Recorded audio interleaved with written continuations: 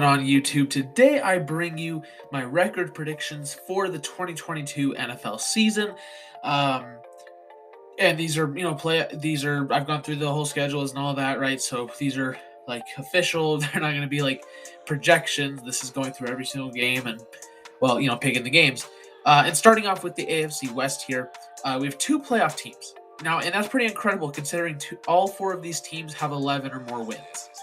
I think the entire division splits with itself. I pretty much think that these teams are going to win at home against their division opponents and lose at away. In the Chargers, Chiefs, Raiders case, they all win 11 games. All very talented rosters. And the Broncos are the ones that end up coming out just one win on top. And it really becomes, it's really because, they have like not a very difficult schedule for the first 11 weeks, and then they have a really tough 6-week stretch. And I think, for a team that should be pretty good, you go and get Russell Wilson, you're going to be so much better beyond a lot of other factors, that the coaching staff's better, you're going to be healthier, all that. The special teams will actually be good for once. It's just the fact that you can kind of go into those last 6 weeks and just kind of say, hey, we just need to win 2 or 3 of these. And I think it'll put less pressure on them compared to these teams, which are going to be battling really tough the entire season. And so it's a very, very, very competitive division. Literally, the tiebreaker between those last 3 teams just comes down to conference record, and the Chiefs just barely come out on top in that. So Chiefs and Broncos make the playoffs.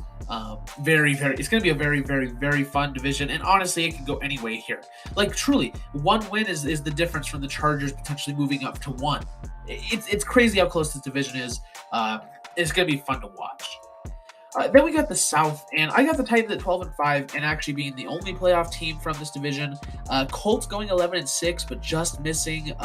Jaguars not really improving at 3-14, which sucks for them because it's you got better in a lot of respects, and obviously it's hard to be as bad as Urban Meyer was, but at the same time, you're still the Jaguars in a very, very, very, very competitive conference.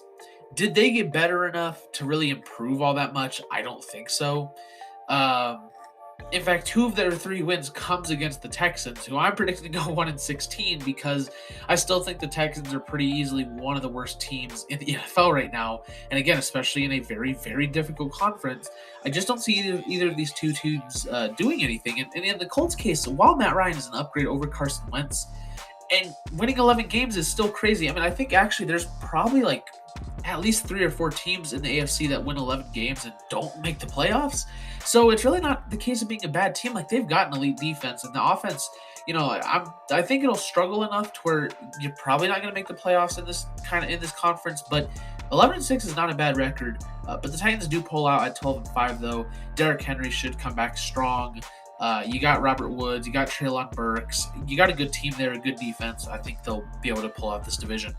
And I actually do prefer the Colts. I really do like the Colts over the Titans, but the Titans just get that one more win. In the AFC East, the Bills end up getting the number 1 seed. And none of the division makes the playoffs otherwise. So the Patriots, another one of those teams that, 11-6, but they don't make the playoffs.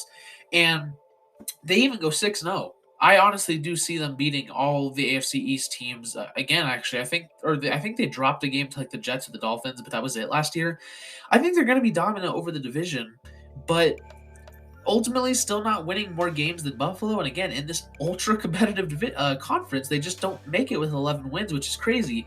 The Jets, I think, will be a bit better, at 5-12. I think if the AFC weren't so competitive this year, I'd expect them to take a leap, but that's just not going to happen, I don't think. But I do expect Zach Wilson to kind of take a step somewhat. And the Dolphins, I'm sorry, I just don't see them being competitive. There's just no way. They added some very great players on offense and defense this year, but at the end of the day, your quarterback is still Tua.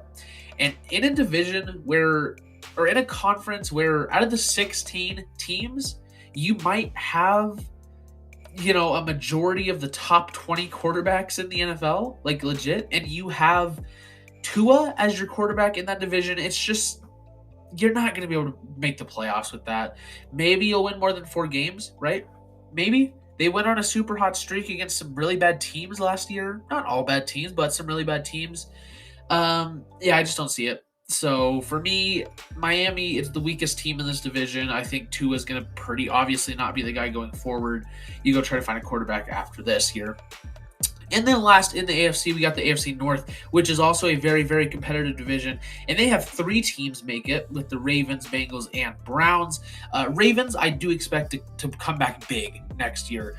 They really went out and rebuilt that offense to be a Lamar Jackson offense. When they allowed Lamar Jackson to just be the runner, give it to the tight end, you've got a couple solid outside guys. That is when Lamar went off and went MVP mode.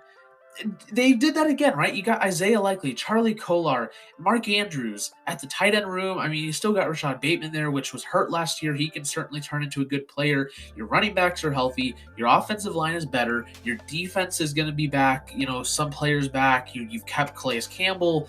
You went out and got Kyle Hamilton. You now have an elite center, Tyler Linderbaum. Like, the Ravens just got so much better this year. They recatered their offense to what it should be. I think the Ravens are going to go off this year, and they're just that close to being the 1 seed. Not quite, but still the 2 seed, and I think the Ravens are going to be back big time. Bengals should be even better. You know, I mean, the defense is not going to play as well. It's just not going to. If it does, your defensive coordinator's gone. Lou Anarumo, or I forgot how you say his name. He's a great defensive coordinator, so if they play the same as they did last year, he's absolutely gone. But regardless, I don't think they will play the same, especially with Jesse Bates likely not going to play unless he gets extended, and the Bengals really don't seem like they want to extend him. However, being that you already had such an elite offense last year, and now you've got a legitimately good offensive line, that offense is going to go off. And honestly, I could see it being the number 1 offense in the NFL next year. They were already so good last year to where I think they're going to be a playoff team for sure. I don't get why people are saying they're going to be like this crappy team all of a sudden. Like, you don't make the Super Bowl off of luck. They are a legitimately talented team. They just had issues with the line. It was still a lot of players' first time in the playoffs. It was Joe Burrow's first time in the playoffs. Like, I think the Bengals are going to be fine.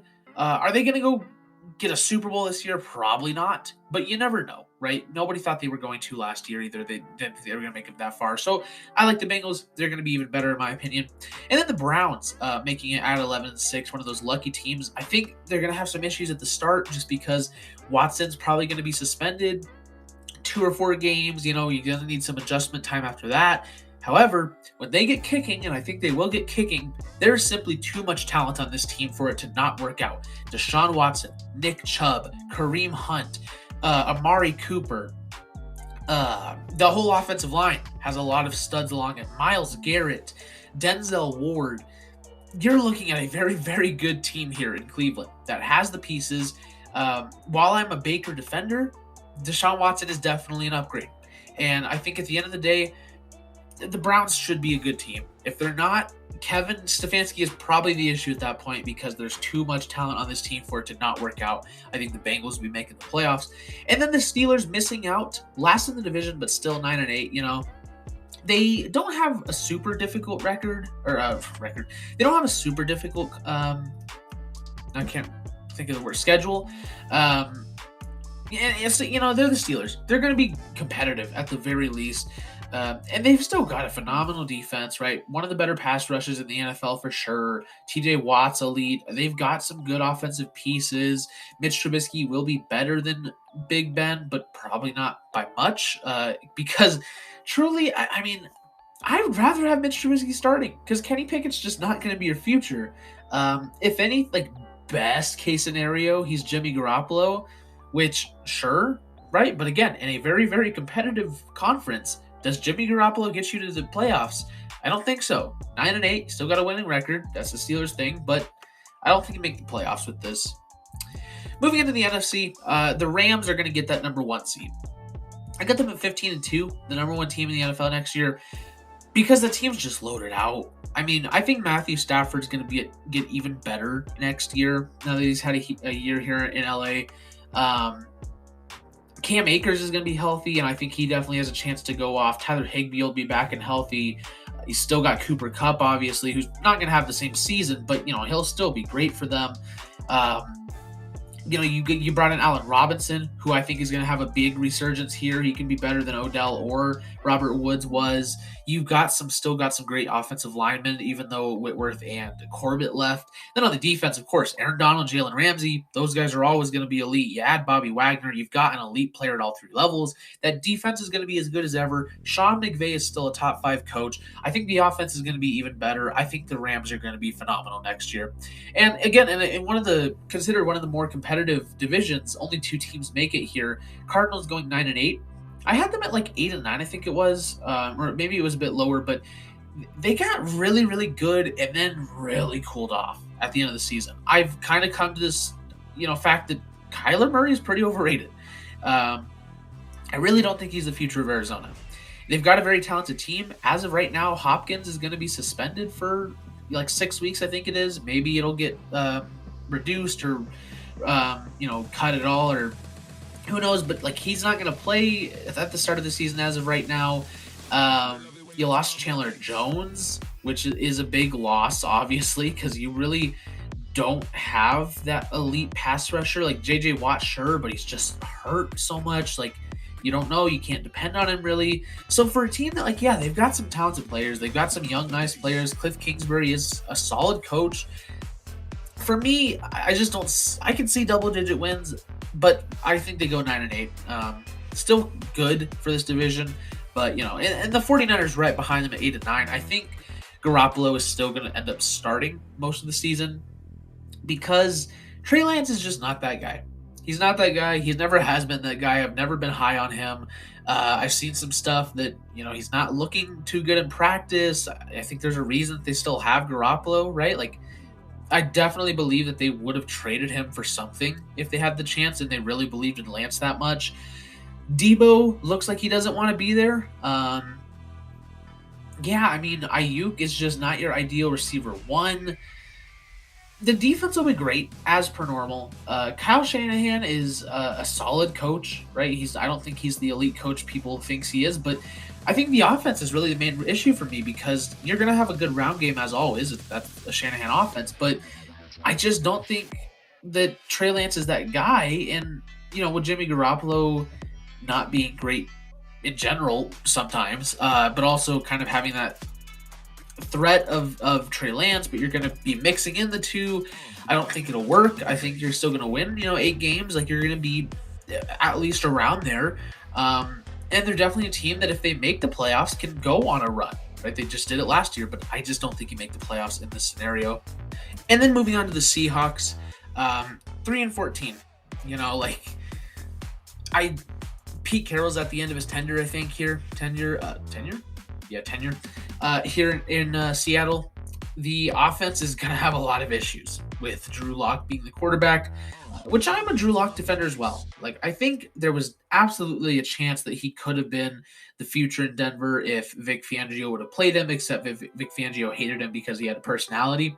I think that chance is still there, but with Pete Carroll being your coach and the offensive line being not only young and inexperienced, but just not great, I don't see it working out. And the defense has always struggled, let alone the fact that you just lost your best defensive player for nothing. You were already seven wins. I think Pete Carroll is going to be even worse. You lost your superstar quarterback that people forget is still a top 10 quarterback. You lost your best defensive player. This is very obviously the start of a rebuild here in Seattle, and I don't think it's going to be a soft rebuild either. Unfortunately, Seahawks fans are going to be in for a tough time this season, I think. So I got them at 3-14. Then in the South, I got the Buccaneers on top again at 12-5, and nobody else making the playoffs.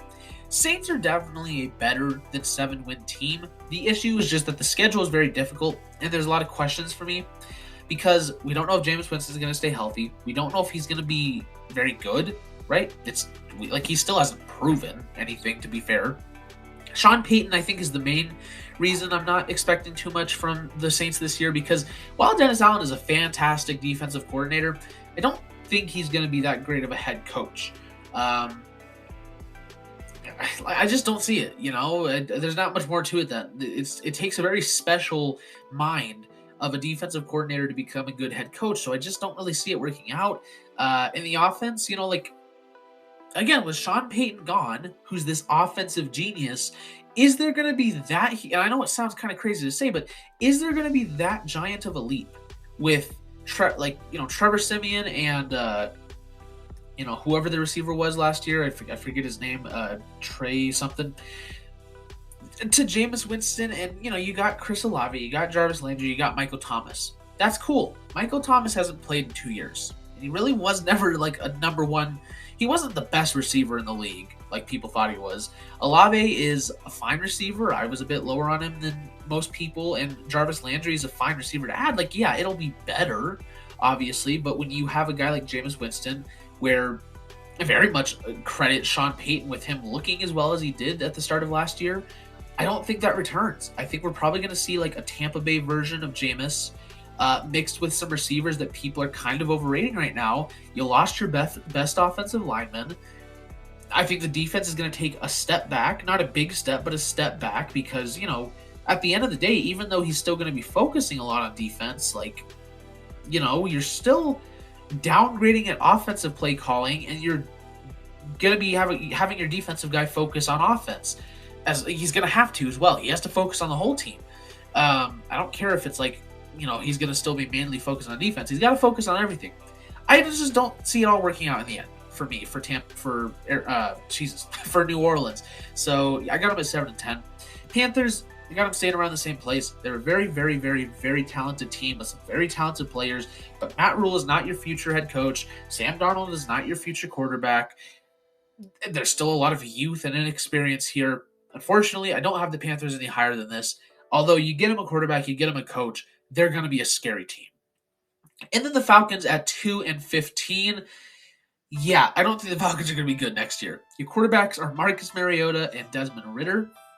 Your receivers are Auden Tate and Brian Edwards. Kyle Pitts should be pretty good. Your offensive line still sucks. On defense, you've got a really good linebacker room. You got Grady Jarrett. You got Casey Hayward and AJ Terrell. And nothing else. Like, literally nothing else. I mean, I like the Ogunjobi, but he's not great. I think he has some upside to him. But other than that, this team is just devoid of talent. They've got a few good defensive players.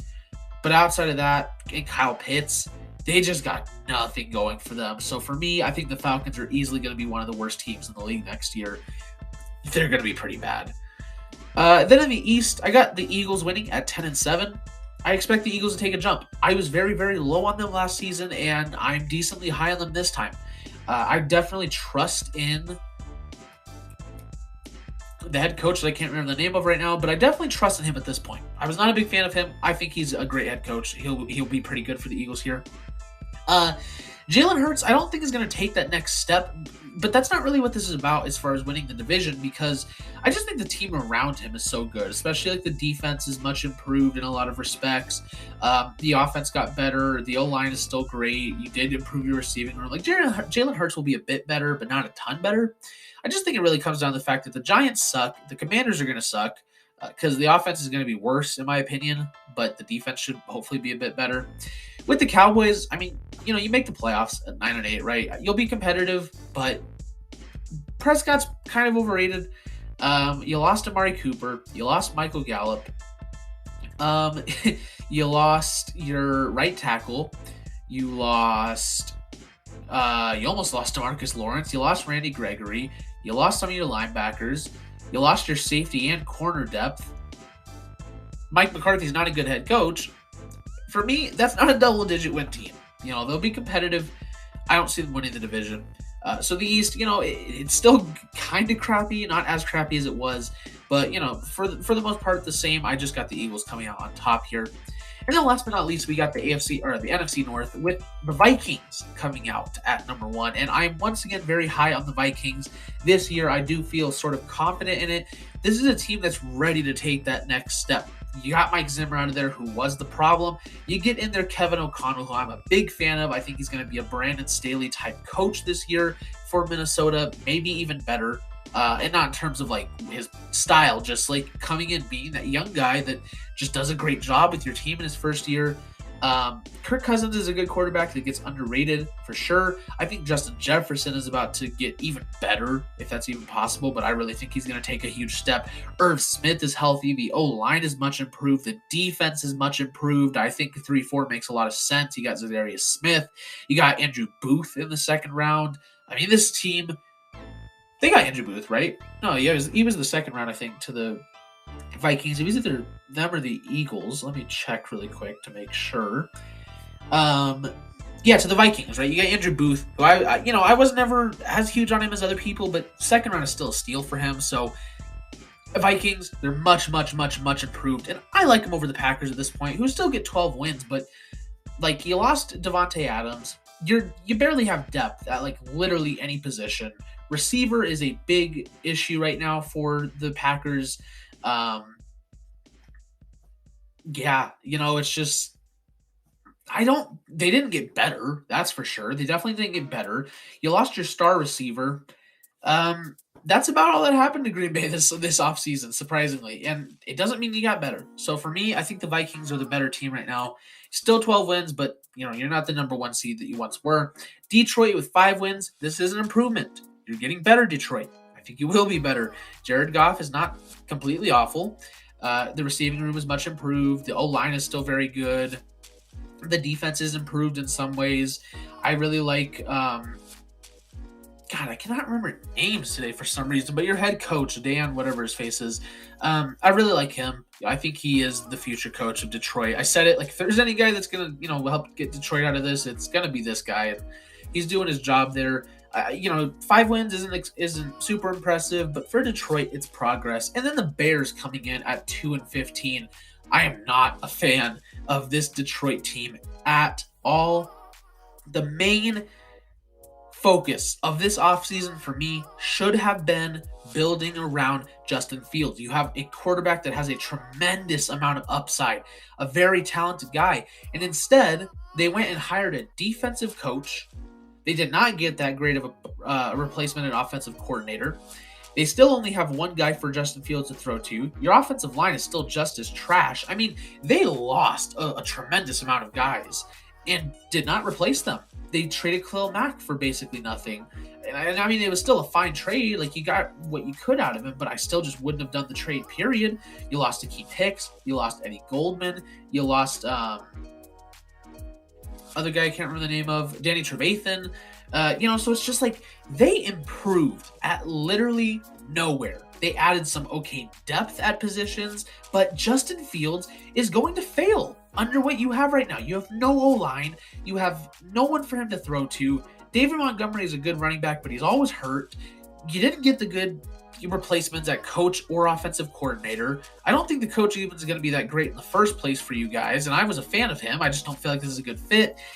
The Bears are going to be trying to run a 4-3 now, like the Colts. I don't think they're built to do that. I don't think they're going to do it well.